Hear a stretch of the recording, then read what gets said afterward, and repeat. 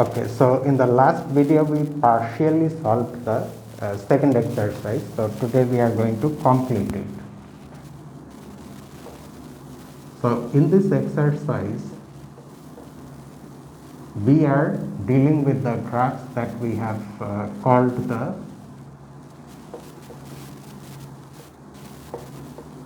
d-dimensional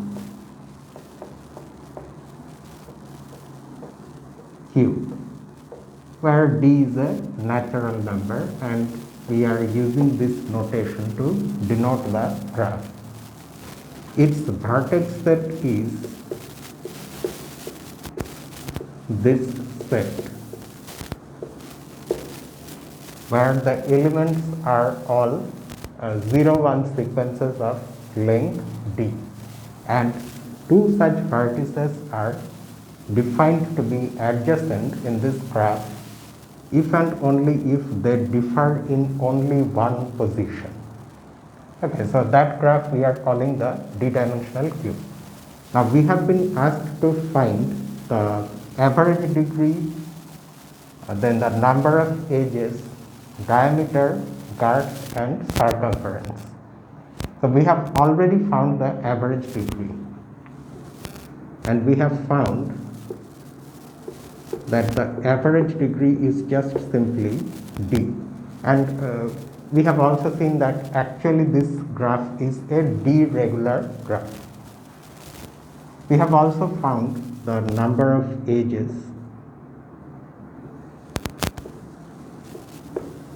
and it has turned out to be 2 to the power d minus 1 times d. And then we claimed something. We claimed that for two such sequences of length d in the graph, that means two vertices in the graph, x and y,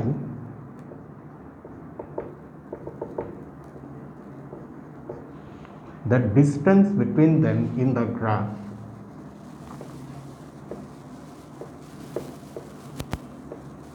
is given by this sum.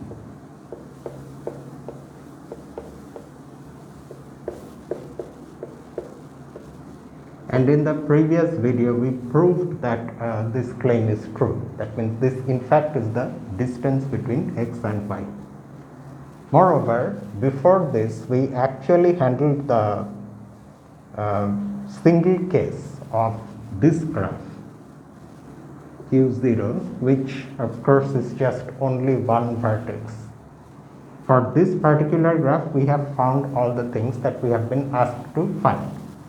So that means now we are assuming this d is greater than or equal to 1. Under this assumption we have this formula for the distance between any two vertices in the d-dimensional cube.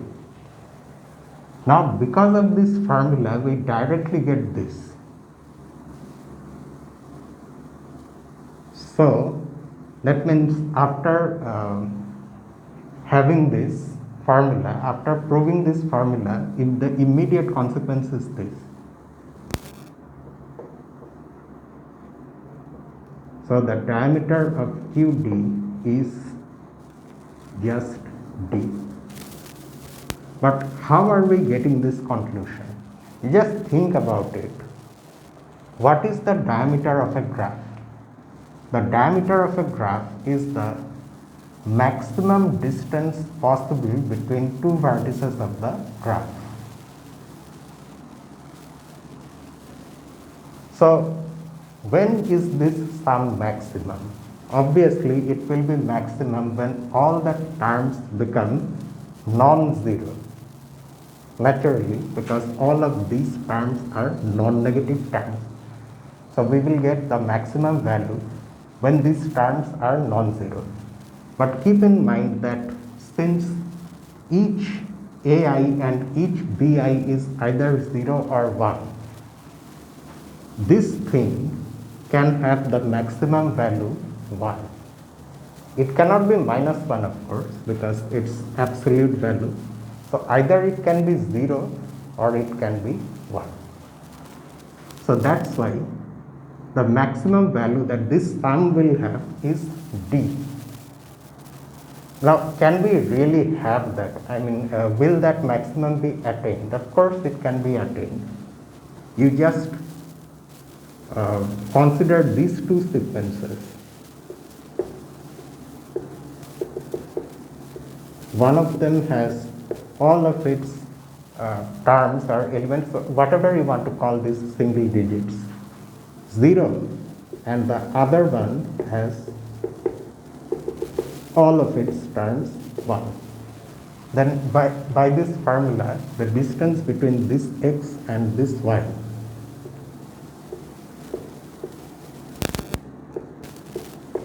is just that many ones, as many terms we have in this sum, which is D.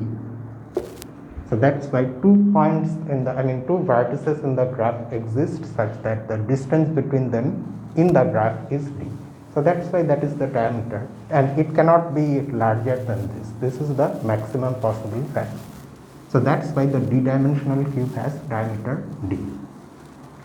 Now, that leaves us with the determination of its girth, circumference, those things. But before we go to those things, let us handle one more case separately. Since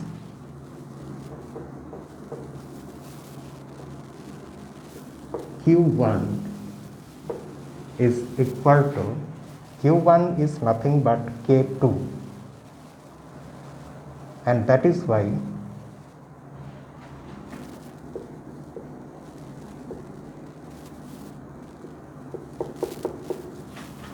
we have girth of Q1 equal to infinity, and the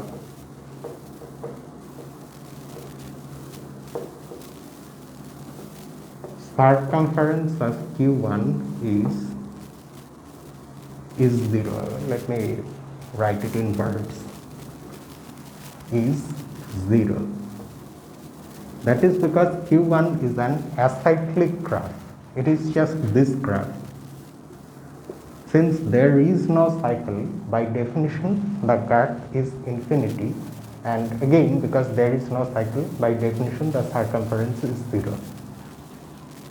So we now assume D to be at least 2.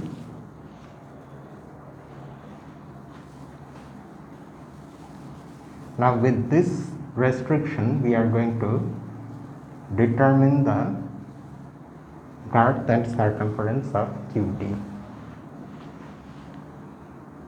Since we have the force cycle in QT, we have this force cycle, this specific force cycle in QT, which is just this.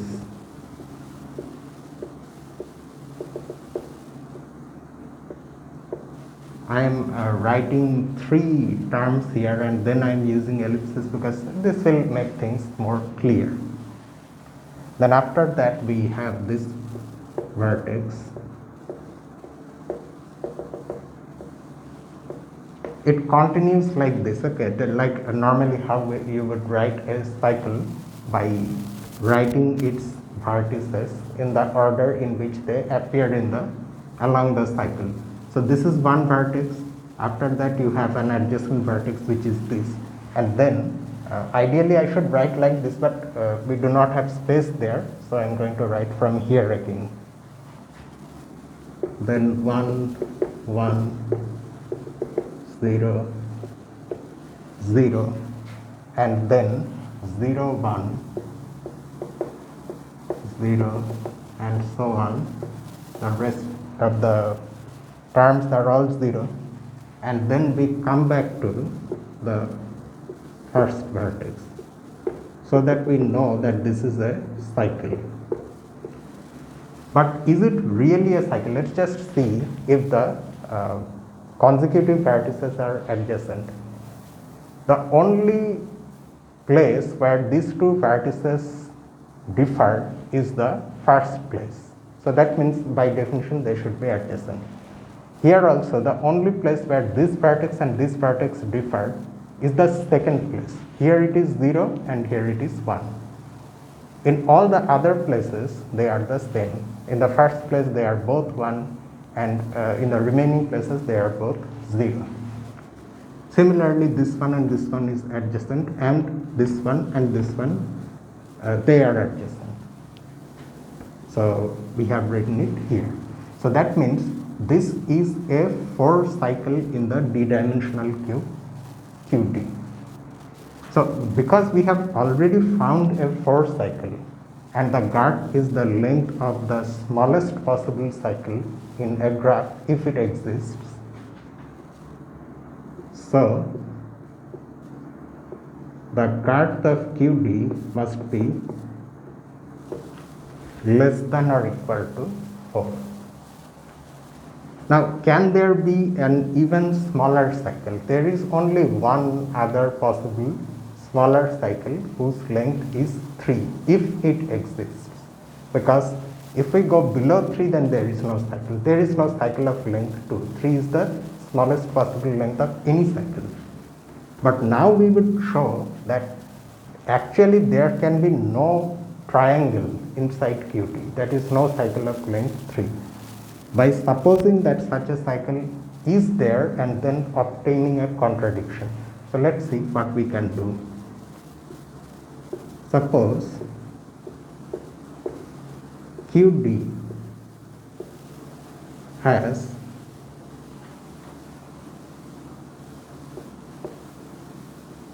three mutually adjacent vertices. Mutually adjacent vertices means they will form a triangle in QD. We are forcefully supposing this, and let these vertices be these: alpha 1, alpha 2, and so on, alpha D, beta 1, beta 2, beta D, and gamma.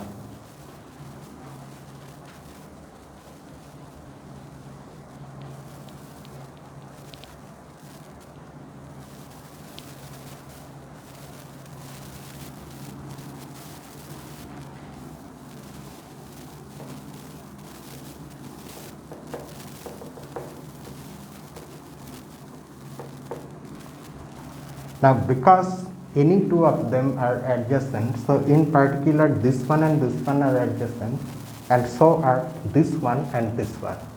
So that means adjacency of these two implies that they differ in precisely one place. That is, some specific alpha I is not equal to some beta I. Okay, it should be I, same thing, same position. But the rest of the alpha j's should be equal to beta j's.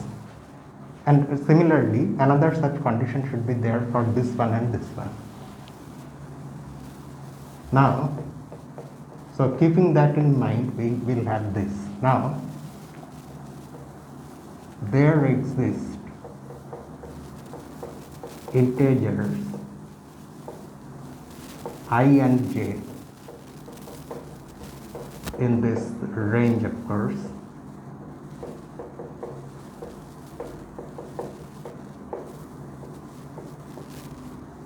such that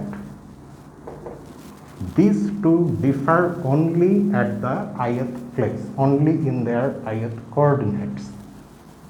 That means alpha I is not equal to beta I, but others are, the corresponding others are the same. That is, alpha k is equal to beta k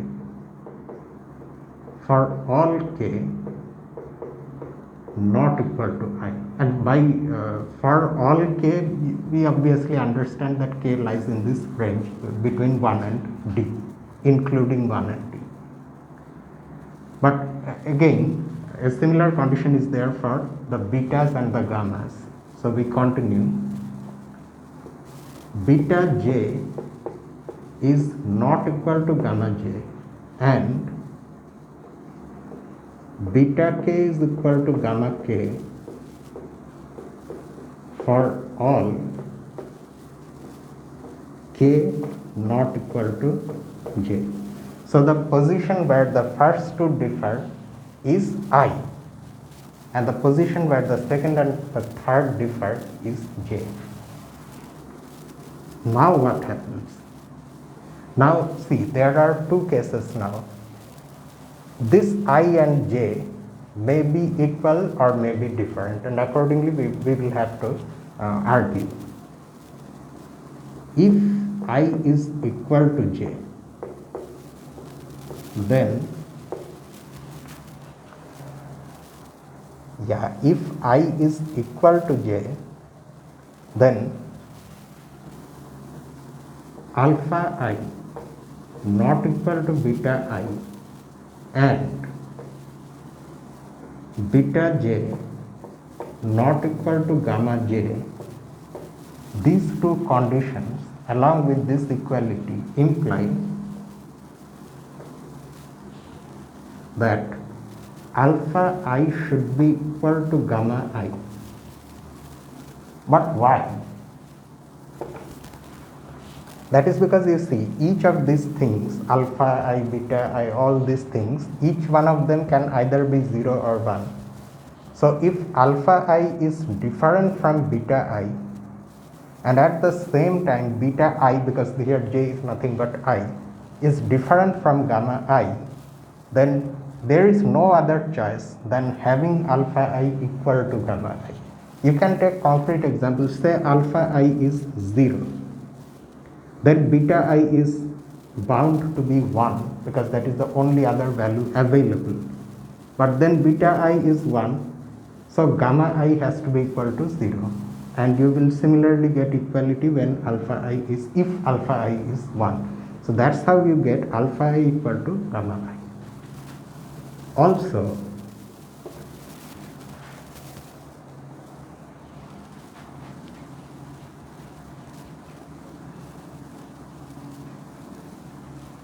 the remaining positions are the same for alpha and gamma. Also, alpha k is equal to beta k, and that is equal to gamma k for all k not equal to I, which is nothing but j. Because you see, alpha k is equal to beta k for all k not equal to I. So from that we are having this. But at the same time, beta k is equal to gamma k for all k not equal to j. So because I and j are the same, so we can combine these two things. So now what is it that we are having? Alpha I is equal to gamma I, and alpha k is also equal to gamma k when k is not equal to I. That means all the alphas and all the corresponding gammas are actually the same thing. But then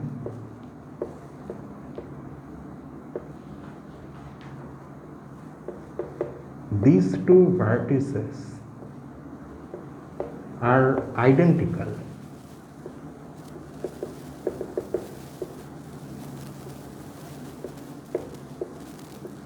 A contradiction.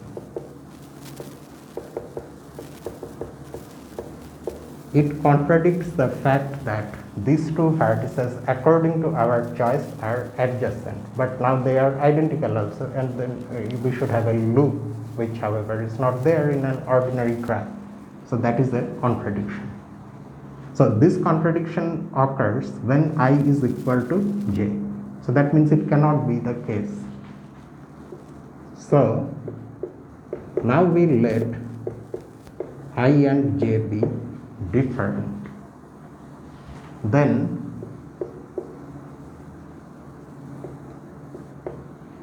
alpha I is not equal to beta I, this we had previously also.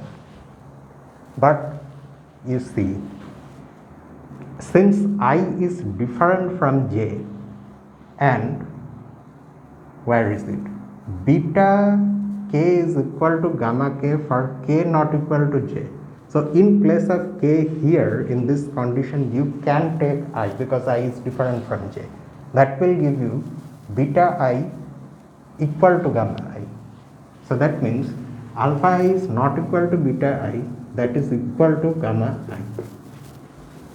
In other words, alpha I is not equal to gamma I. And at the same time,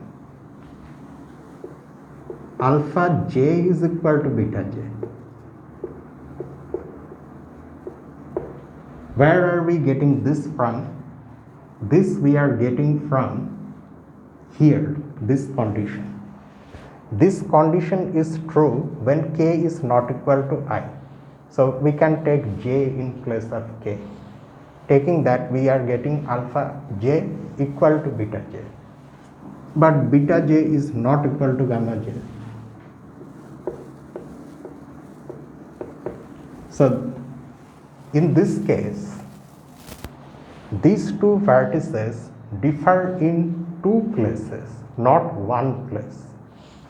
But that makes them non-adjacent by definition. So again we are getting a contradiction. But then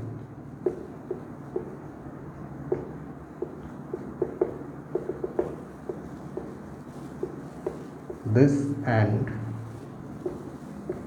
this are non-adjacent. Again, a contradiction.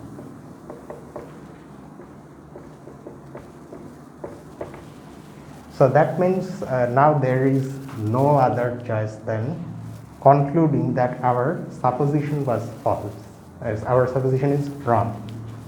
So our last supposition is wrong. And what was the supposition?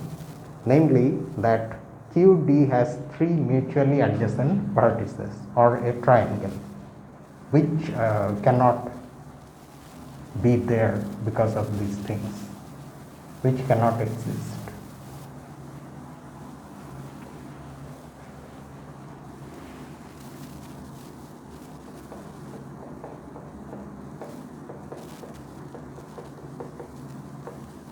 So that means QD has no 3 cycle, but we have found a 4 cycle in QD. So that is that 4 cycle, that length 4 is the smallest length that any cycle in QD can have.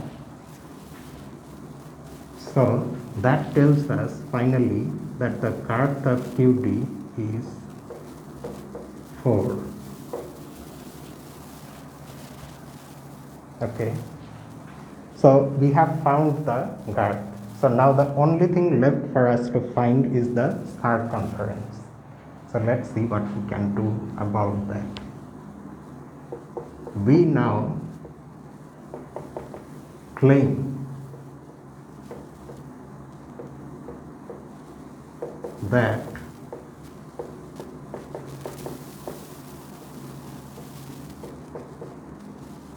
the circumference of QD is 2 to the power d. You may remember that the number of vertices in QD is also 2 to the power d, which means that the claim here means that we will have a cycle in QD that takes into within itself all the vertices of the graph. Now we are going to prove this claim by induction on D. Keep in mind that our smallest d now is 2. So that's where the induction will start. Since Q2. We have already seen Q2. It is this thing. That is a 4 cycle. Since Q2 is the 4 cycle C4, we have okay, let me write not like this, but its circumference, it's the, you can clearly see here that its circumference is just 4.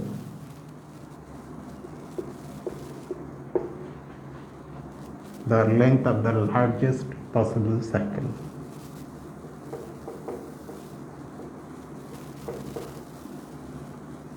Is 4, but 4 is 2 square, so that means it is matching with our claim, and this is the basis for our induction. Now let's assume the induction hypothesis. Let QD have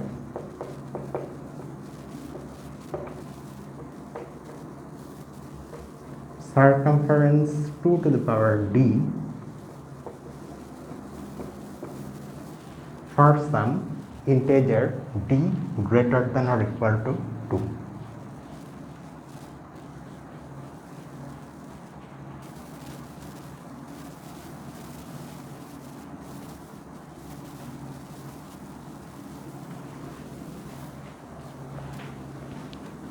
For some integer that is understood, of course, we just write for some d greater than or equal to 2.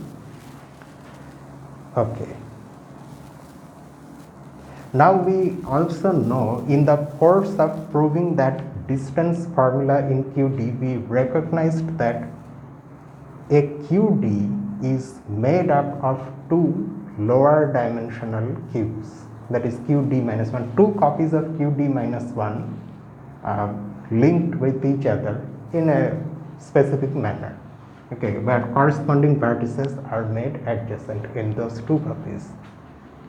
So from that we are now writing, we know that QD plus 1, because now we have to show that the circumference of QD plus 1 is 2 to the power d plus 1. That will complete the induction. But we know that QD plus 1 is 2 copies. I mean, as a graph, it is 2 copies of QD joined appropriately. Appropriately we just say, because now we do not need to write everything how they are joined. We already know that, and it's not needed here also. Now we can apply our induction hypothesis to those 2 copies of QD. That means each one of them will have circumference 2 to the power d, which means that in each one of them there is a cycle that takes in itself all the vertices. That means a cycle whose length is 2 to the power d.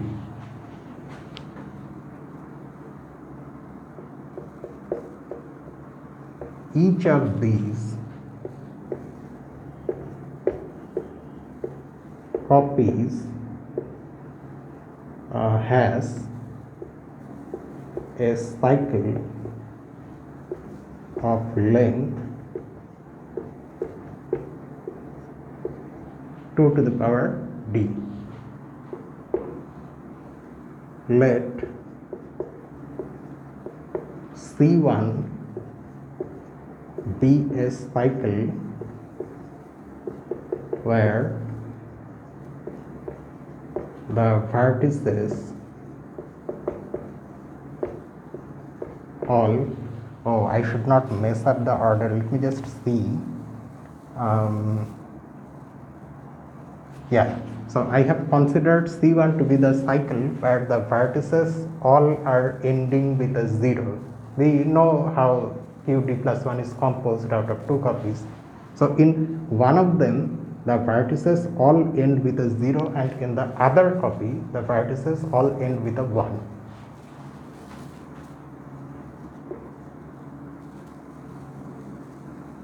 end in 0 and C2 be a cycle, should I have written cycle of length 2 to the power d? Is it not clear because I am just simply continuing this statement, or if you are still you may get confused, so you can write here of length 2 to the power d of length, and that is also understood that we are talking about one cycle in one copy and the other cycle in the other copy, not just any arbitrary cycle of length 2 to the power d. Be a cycle where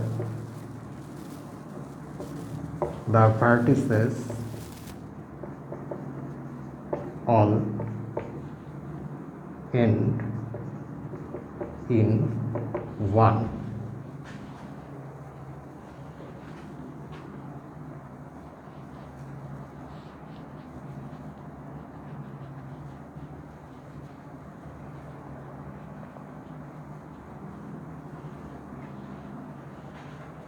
Now, using these two cycles, we are going to construct a large cycle which will be of length 2 to the power d plus 1 in qt.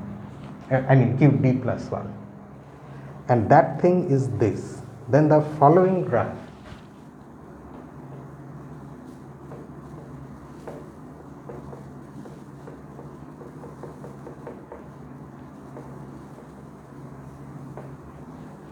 is a cycle of length 2 to the power d plus 2 to the power d, which is nothing but 2 to the power d plus 1, because 2 times 2 to the power d in qd plus 1. And that graph, which we are calling C, is this.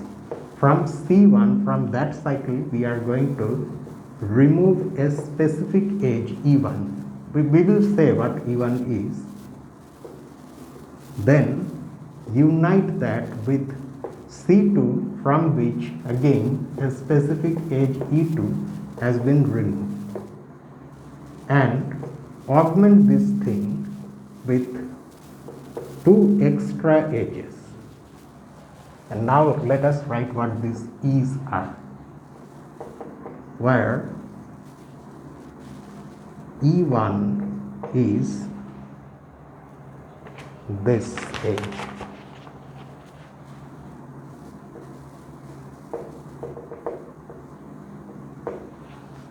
one zero. E2 is this edge, 1. You do understand that here there is only 1 1 and the others are 0. The other terms are, other coordinates are 0. And the second vertex here is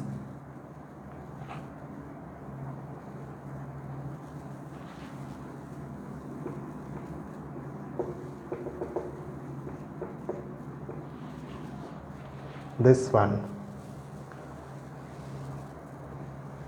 Oh, it will be 1. There is a mistake here.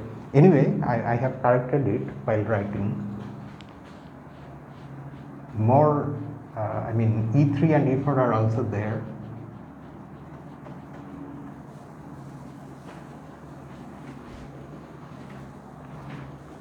E3 is obtained by joining this one and this one.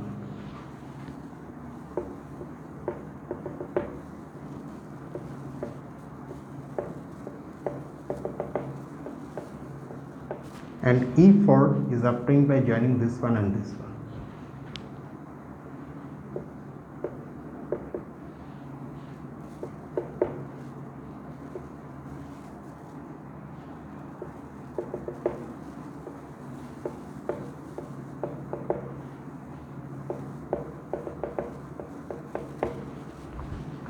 Okay, but what is going on here? See, the thing is this. If you are looking at this, for example, let's just see a small example that will make the thing even more clear. So these are two copies of Q2, right? Two-dimensional cube. This is one copy of Q2, this is the other copy of Q2. We would join these corresponding vertices and that would give us the next cube, that is Q3. Now, how is it that we normally name these things? It is 0, 0, right? Then 0, 1, 1, 0, 1, 1. That is the lower copy. In the upper copy also, because these are just two identical copies of the same graph, we have actually the same names, and we carefully write the corresponding vertices, in this way, in this one-to-one correspondence, so that they are placed right above the corresponding vertices in the copy below. But then, according to the scheme that led us to recognize the Q3 as made up of two copies of Q2, what we do, we write an extra 0 at the end of each such sequence. And here in the upper copy we write an extra 1.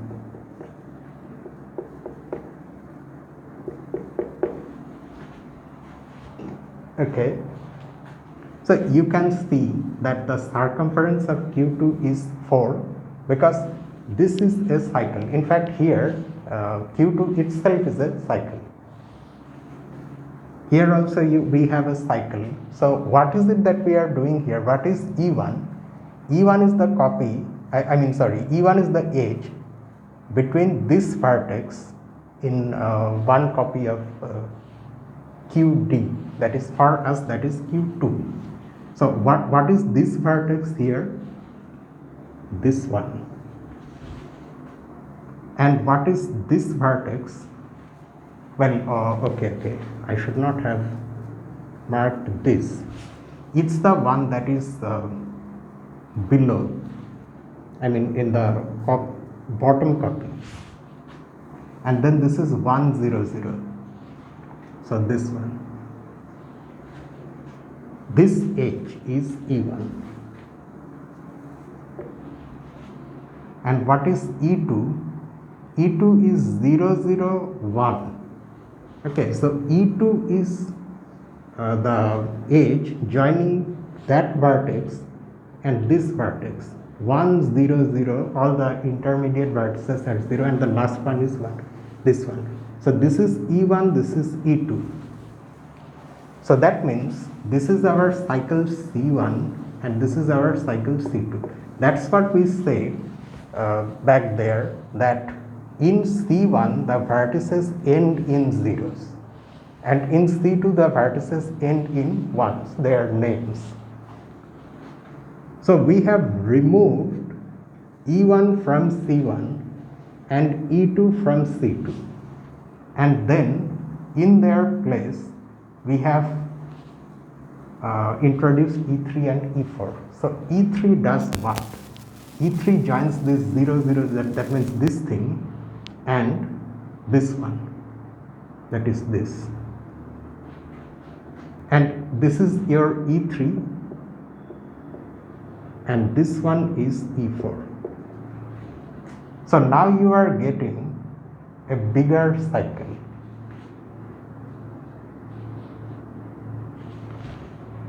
That takes into account all the vertices of Q3, this entire thing.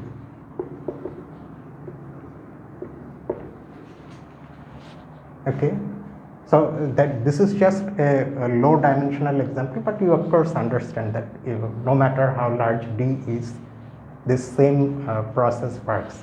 This same thing C is, you get a cycle C in QD plus 1 that takes into account all the vertices of QD plus 1. Okay. But now can we immediately say from this that the circumference of QD plus 1 is 2 to the power D plus 1? Because you see, according to the definition of circumference, it's the length of a largest cycle. Is this cycle a largest cycle? Yes, because already all the vertices have come inside it. It cannot get any larger. You may get many, you can clearly see that you will get many such cycles by considering different edges, removing different edges, joining them. Among them, I have just shown one. Okay. But the lengths of all those cycles will be 2 to the power D plus 1, and it cannot get any bigger than that, any longer than that in terms of length. So that's it. So that's why the circumference of QD plus 1 should be 2 to the power D plus 1. So that we can now write.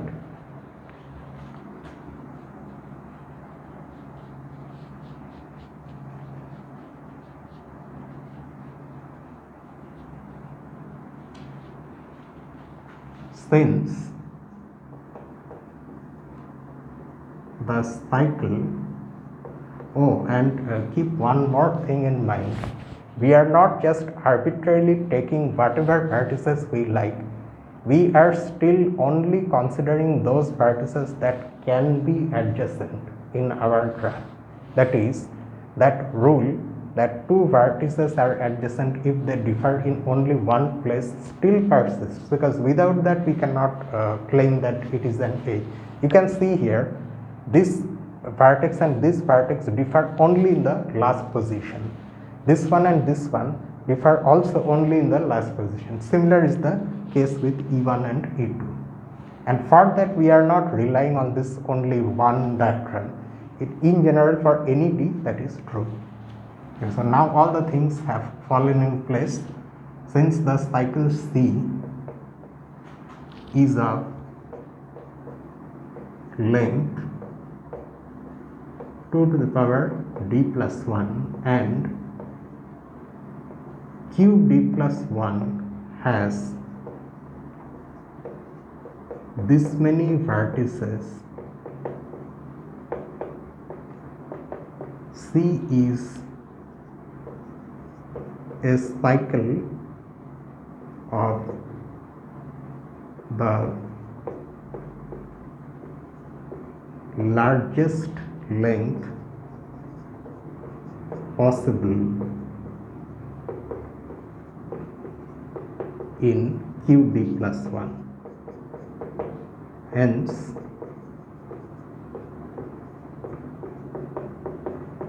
the circumference of QD plus 1 is 2 to the power D plus 1, and this completes the induction and proves our claim.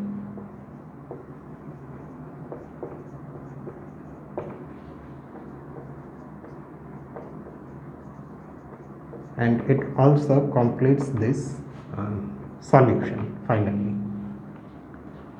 So with this solution, only the second exercise is over. After this, there are so many exercises in this chapter. So we will see the others in the next graph theory update. So I am ending this video for tonight here itself. And tomorrow we have our upload again. Last Saturday, I think we solved Gallian's group theory problem. So tomorrow we are going to go to Gallian's ring theory exercises. So see you tomorrow with that. Until then, this is me, Lucifer, from A Mathematical Room. Have a nice night.